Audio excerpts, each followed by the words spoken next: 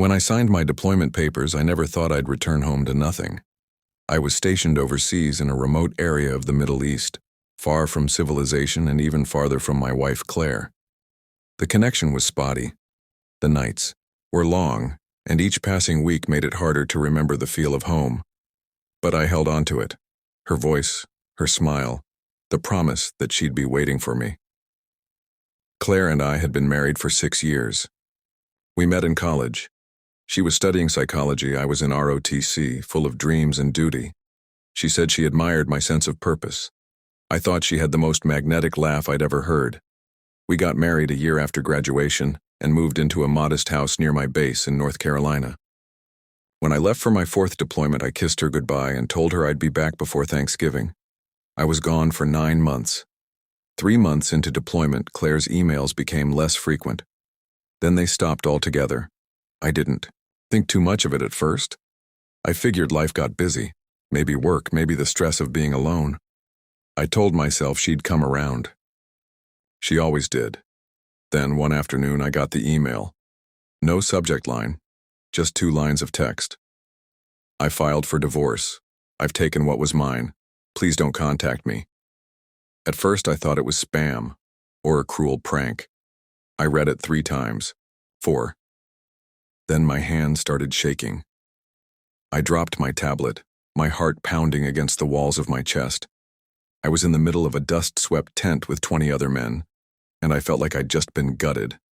When I finally got a stable connection and logged into our joint bank account, my worst fears crystallized. 0 balance. Every penny gone. Claire had emptied it, over $86,000, all our savings, money we were planning to use to renovate the house, maybe even start a family. There was nothing left. Just like that. The remaining 6 months of deployment were a blur. I went through the motions, keeping my head down, trying to stay alive while my world back home was in ruins. No one knew what had happened.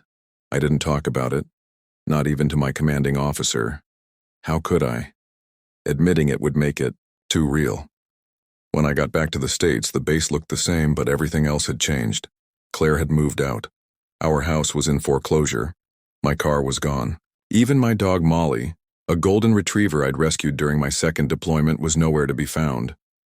All I had was a duffel bag, 2 uniforms, and a discharge form. I slept on a friend's couch for 2 weeks. Mike, another Army vet, let me crash in his basement while I figured things out. It took weeks to piece everything together. Claire had met someone, an older man named Greg, a divorced financial advisor with money and no kids. Apparently, they'd been seeing each other for months before I left. She moved into his house the day after she filed the divorce papers. She never even showed up in court, just sent a lawyer and walked away. I couldn't afford to fight it. I had no lawyer, no savings. I didn't even know the court date until it was too late. I wanted revenge. I wanted justice. But what I needed most was to survive. So I got a job, security at a warehouse, night shifts mostly. It paid crap, but it was steady. I saved every penny. Moved out of Mike's place into a tiny studio apartment with mold on the ceiling and a leaky faucet. I started running again like I did back in basic training. It kept my mind clear, kept me sane. Then, one night I got a call from an old Army buddy, Darren. "Hey man, you still looking for work?" Darren ran a small private security firm in DC. He mostly hired vets, and he'd just landed a contract with a corporate client looking for close protection. High-level stuff. Clean-cut image, good demeanor, serious discipline required. "You'd be perfect," he said. I packed up and moved the next day. The job was a game changer. Good pay, real benefits, and connections, lots of them. The more I worked, the more I climbed. Within a year, I was making 6 figures and had saved enough for a new condo. I'd built my life back from the ashes. I even adopted a new dog, a German shepherd named Rex. But I never forgot what Claire did. One morning, as I sipped my coffee and scrolled through the news, I saw her face on a real estate website. Claire was a home staging consultant now, posing in designer clothes in front of million-dollar properties. And guess who was next to her in every photo? Greg. Apparently they were engaged. I laughed, loudly, bitterly. Then I had an idea. I called an old acquaintance, Jess, an interior designer I'd worked with during a security detail for a luxury property developer. She owed me a favor. I told her I needed an in. A week later, I walked into a new job, not as a security guard, but as the operations director for a high-end real estate investment group. Jess vouched for me, and the rest was easy. My military background gave me discipline. My private security work gave me poise. 3 months into the job, we were hiring a new staging consultant. Guess who applied? Claire. I nearly choked when I saw her name on the application. Same last name, same photo as the one from the article. She had no idea who she'd be interviewing with. I prepared for the meeting meticulously. I wore a tailored suit, polished my shoes, even trimmed my beard. When she walked in, her jaw nearly hit the floor. "Michael?" she gasped. I smiled. "Claire." "Long time," she stammered, clearly caught off guard. I flipped open her resume. "So tell me why you think you'd be a good fit for this role." She blinked. "Are you serious?" "Very." She tried to regain composure, but she was unraveling fast. I didn't know you were in real estate." "I wasn't, but things change." She looked down, perhaps realizing what a mistake she'd made. I let her flail for 10 minutes. She tried to sell herself, spinning nonsense about design trends and client rapport. I let her finish, then leaned back in my chair. "You know, Claire, I lost everything because of you.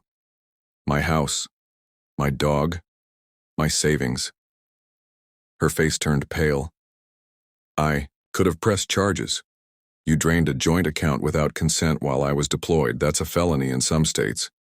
I didn't. I'm not finished." I stood up, towering over her. "But I'm not here for revenge, not directly. I'm here to tell you that I didn't just survive. I thrived. You thought you broke me, but you built the version of me that's standing here now." She opened her mouth, but no words came out. "I won't be offering you the position, but thanks for coming in." I nodded toward the door. She left without another word. I thought that would be the end of it, but it wasn't.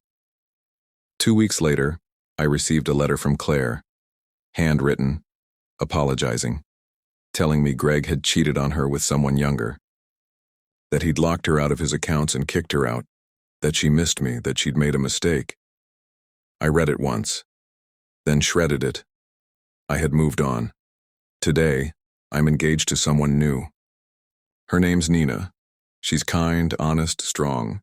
She knows everything about my past and loves me anyway. We're building a home together, both figuratively and literally. And Rex? He's curled up at my feet as I write this, loyal, strong, protective, just like me. I learned something in the aftermath of betrayal. Life doesn't end when someone leaves you. It begins. Because when someone burns your house down, you don't sit in the ashes. You build a fortress and make damn sure the doors stay locked to the ones who betrayed you. After shredding Claire's letter, I felt a strange stillness, not anger, not satisfaction, just closure. And that kind of peace doesn't come easily. But let me rewind a bit, because the part people often skip when they hear this story is the middle, the slog. The part where you wake up every day to nothing and still try to convince yourself it's worth getting out of bed. After my deployment in those early days of return, I couldn't even look people in the eye. I'd be walking through the grocery store, seeing families shopping together, couples bickering over cereal, and it would hit me how utterly alone I was. I was trained to handle war zones, not divorce papers and empty bank accounts. I filed a complaint about the account being drained, but the bank didn't do much. Since it was a joint account, and she hadn't forged anything, there was no criminal action to pursue. My military legal rep told me it was technically legal but morally bankrupt. Nice words. Not helpful.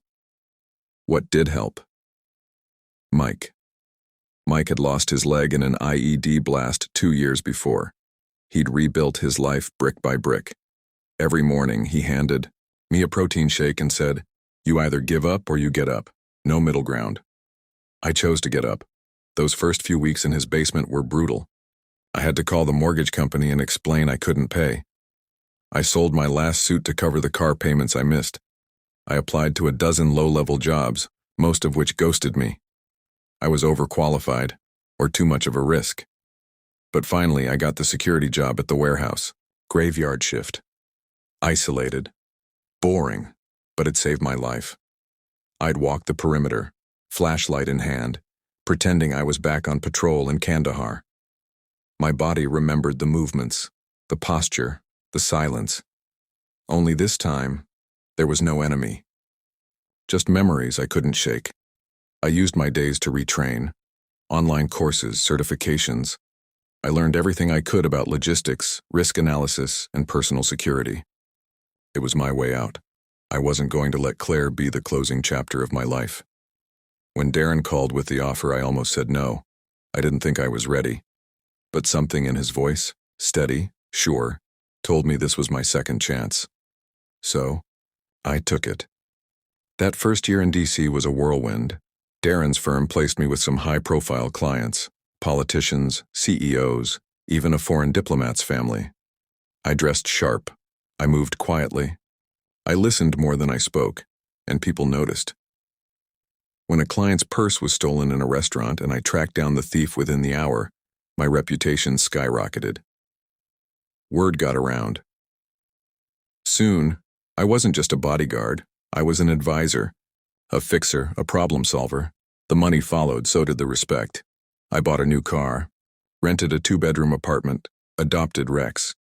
But even with all that, something still felt empty. Then I met Nina. It wasn't dramatic or cinematic.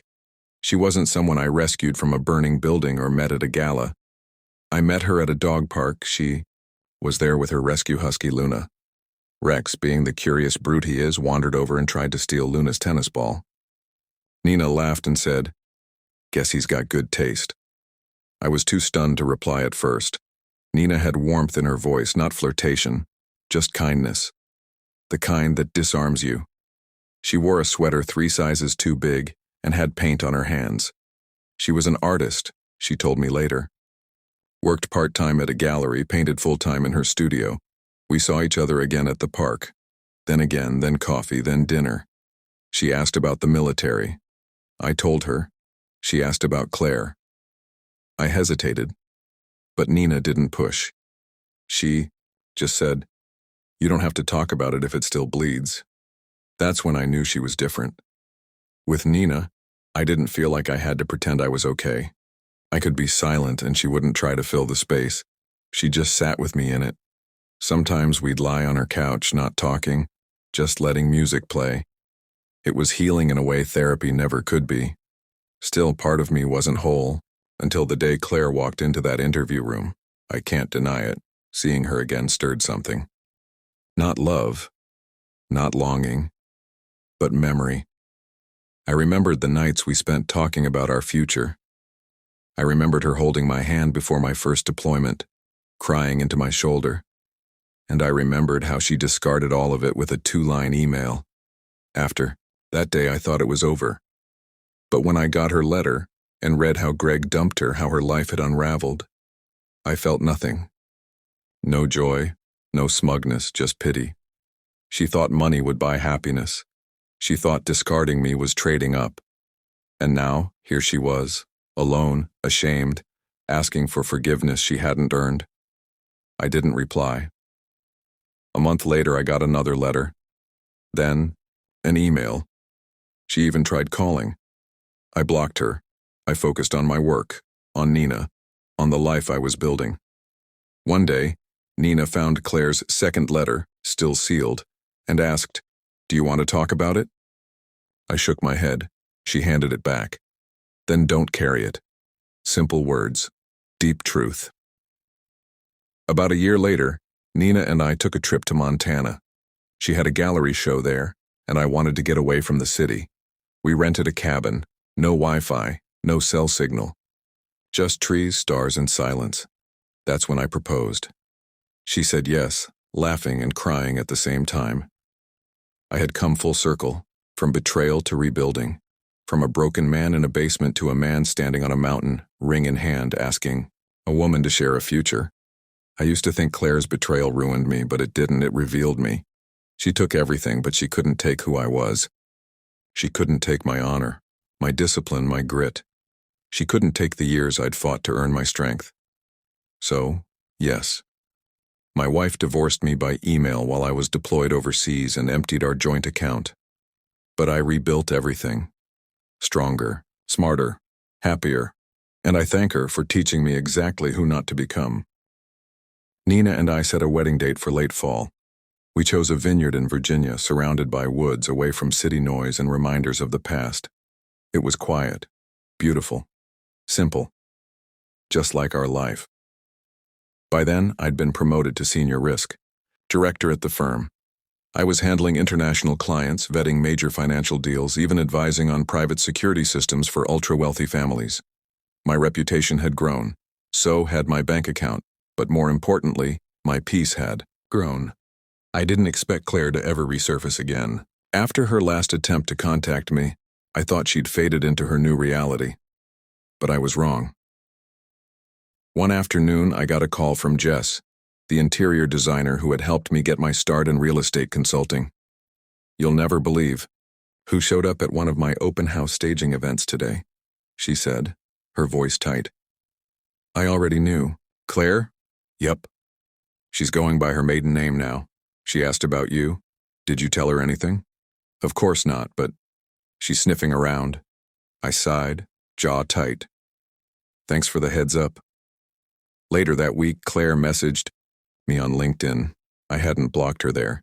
I'd forgotten the account even existed. Her message was short. "Saw your engagement photos. She's lovely. I'm truly happy for you. Would love to catch up. Just for closure." Closure. That word again. I ignored it. But then the email started. First one every few weeks, then every few days, then multiple in 1 week. She even showed up outside my office building once, pretending to be there for a meeting. I spotted her through the glass lobby. I didn't go down. Instead, I contacted the building security and had her escorted out, politely. But then, things got messy. One of my firm's clients, a major East Coast developer, called me in for a private meeting. He looked grim. "Michael, we got an anonymous tip," he said, sliding a printed email across the table. It was a forwarded message. The sender accused me of financial misconduct during deployment, claiming I had siphoned funds from joint accounts before my divorce and had lied on my security clearance applications. I froze. My blood ran cold. The letter was full of false accusations, but disturbingly detailed ones, the kind of details only Claire could know. "I'm not taking this seriously," the client said, "but our legal team needs you to respond just in case, you understand." I did, and I was furious. That was Claire's game now. She couldn't win me back, so she'd try to tear me down, poison my reputation, destroy what I'd built. I sat with Nina that night, explaining everything. To her credit, she didn't flinch. "What do you want to do?" she asked calmly. "I want to end this. For good." We talked for hours. And I realized something. I had never truly confronted Claire. Not face to face. Not since that day she walked out of my life through an email. The interview at the real estate firm didn't count. That was business. This time it had to be personal. I called Jess. "Can you get me Claire's current contact info?" I asked. There was silence on the line. Then, "Are you sure?" "Yeah. It's time." She gave it to me. A few days later, I met Claire at a quiet cafe in Georgetown. Neutral ground, public space, no drama. She walked in wearing sunglasses and a trench coat like she was in some old film noir. Dramatic as ever. "Michael," she said, removing her glasses. "You look good." I didn't respond to the compliment. "Why are you harassing my clients?" I asked calmly. Her mouth opened, then closed. "I know it was you. The fake tip. The emails. Showing up at Jess's event.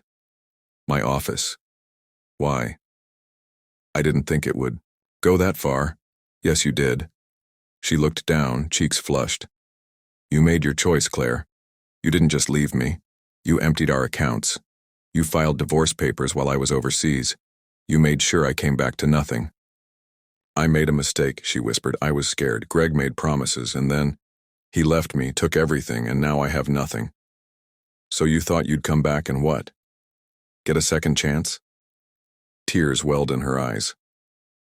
You don't know what it's like to be abandoned. I leaned in. Yes, Claire, I do. We sat in silence. I'm not angry anymore, I said finally. But I won't let you keep inserting yourself into my life. I'm done. And if you send one more message, just one, I will file a restraining order. She looked stunned. Then, slowly she nodded. Okay. I stood. Goodbye, Claire. And that was the last time I saw her. The damage she tried to do after that didn't stick. My client trusted me. So did the firm. I'd built my reputation on integrity. Claire's games couldn't erase that. 6 months later, I married Nina. The ceremony was simple, elegant. Friends, a few family members. Rex stood proudly at the altar, wearing a bow tie. Nina walked down the aisle barefoot, smiling like sunshine. When we said our vows, I looked her in the eye and said, I will never take your heart for granted. And I meant it, because I knew what it meant to be broken, and I knew what it took to be whole again. Epilogue. 2 years later, I got a letter from the VA. They were upgrading my discharge benefits after a review of my case. I was eligible for a housing grant. Nina and I used it to buy land in the mountains and build a small retreat, a place for veterans and their partners to heal, reconnect, and rebuild. We called it the Second Chance Ranch. Every month, a handful of former soldiers come through our gates, some broken, some lost, all searching, and every night around the fire pit when I tell them my story, I don't start with Claire. I start with the day I came home with nothing, because that's where it truly began.